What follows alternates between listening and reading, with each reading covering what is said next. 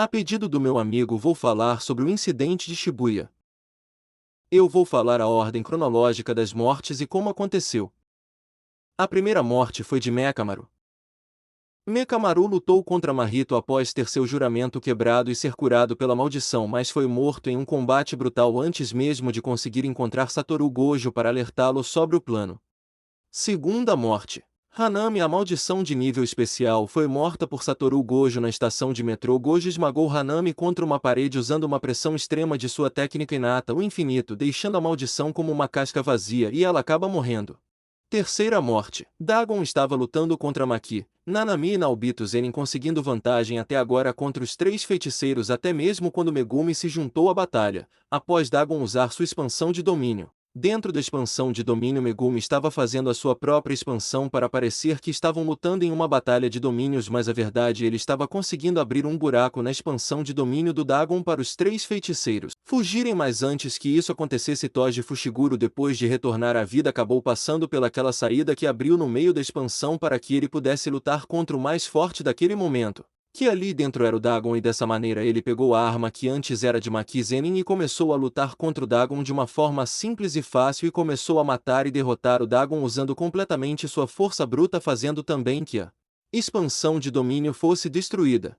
Quarta morte. Uma das mortes mais curtas que já aconteceu foi a de Naobito Zenin, que foi após a batalha contra Dagon. Por estar ferido, não tinha a mesma velocidade de antes, foi pego de surpresa junto de Maki e Nanami pelo fogo de Dijogo. Ele tinha o objetivo de matar os três, mas obviamente só o Naobito morreu. Quinta morte, que foi a segunda morte de Toji Fushiguro, pois ele já tinha morrido por Satoru Gojo. Graças a uma técnica, eles queriam usar o corpo do Toji Fushiguro para ter vantagem contra os feiticeiros, mas o corpo dele era tão forte, mas tão forte, que conseguiu superar a alma de quem estava controlando ele até aquele momento. E já que seu corpo tem a restrição celestial e nenhum pingo de energia amaldiçoada, juntando de muitas regras complicadas daquela invocação que tinha até mesmo após a morte, podendo Toji Fushiguro fazer exatamente o que quisesse com seu corpo e poder viver mais uma vez e se mover livremente até que seu corpo fosse destruído, ele era mais considerado uma máquina de matar eterna que só caçava até aqueles que eram os mais fortes. Depois de derrotar o Dagon facilmente, foi atrás de seu filho Megumi Fushiguro. Ao perceber direito quem era a pessoa que estava contra e perguntando seu nome, resolveu se matar para que não o matasse no processo da batalha. Sexta morte. Diogo, depois de ter lutado contra Gojo e ter queimado três pessoas, se encontrou com Itadori inconsciente, dando diversos dedos do Sukuna. Diogo foi obrigado a lutar contra o Sukuna. Se Diogo acertasse um golpe no Sukuna, ele obedeceria às maldições e destruiria Shibuya e mataria todas as pessoas, exceto uma pessoa, mas logicamente Diogo perdeu, mas recebeu um elogio por ter divertido o Sukuna. Sétima morte.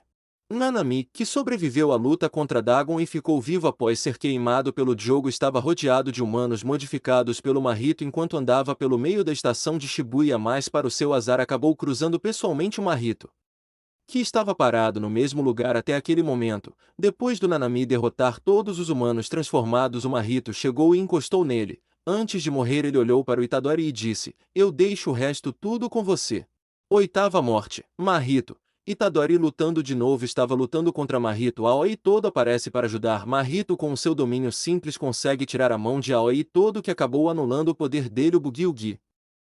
E naquele momento Mahito usou a sua verdadeira forma, com um corpo espiritual instantâneo de morte desfigurada. Com a nova forma ele ficou muito mais forte em batalha.